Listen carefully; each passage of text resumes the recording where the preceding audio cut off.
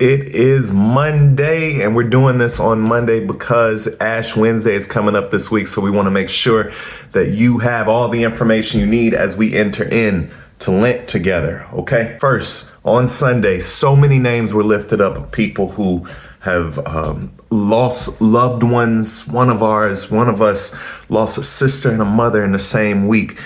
So much loss is happening, or people going on hospice, or folks who are back in the hospital or seeking healing on certain things, still recovering, got surgeries coming up this week. You know, let's just all be thinking about each other and praying for each other this week as a community, because it is heavy for some of us right now. It is really, really heavy. And not just like I look at the world and it feels like it's burning, so it's heavy kind of way. Is that too. And for some of us, not only do we have that, but we also have personal losses and struggles that are making it even heavier. And so as you pray also, more than thoughts or prayers, ask yourself, how can I, if it's lighter for me right now, do I have the capacity to go alongside somebody and make it lighter for them right now? And what would that even mean? Just ask the question, because there's so many people in your community for whom it's really, really heavy. And if that's you, reach out for real.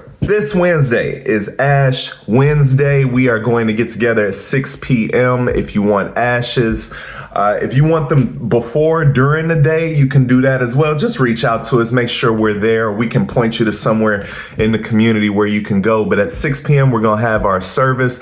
We're going to get into the Lenten season together. Our theme this year is At the Well. At the well. And maybe in a different video, we'll talk a little bit about what that means. But we're going to start Lent together. And what I'll say is this: we're not necessarily talking about what we're giving up, but we're talking about some of the practices and things that we can do to help fill us up again. How can we return to that source of life, of what is life-giving for us in this season? And so if that sounds like, okay, that's interesting. 6 o'clock on Wednesdays when we're going to start that. That's in person only. And so we're going to do that. The day after Ash Wednesday is Live Free Illinois Advocacy Day. And so folks from Live Free Illinois, a great organization we partner with, are going down to Springfield, are going to go talk to our elected officials. And that stuff matters. You think those calls, those visits don't matter, but no, they tell us directly that stuff matters in terms of swaying votes, in terms of making sure that they have the energy of their constituents when they're thinking about doing something, to say, oh no, these folks got my back in doing this. So those visits are important. If you're free this Thursday going down to Springfield, we've posted on our social media already the links to that. And so you can, if you register, you'll get transportation, you'll get lunch, you'll go spend the day down there, and then you'll come back. You won't spend the night there. And so see if you can do that. That's important.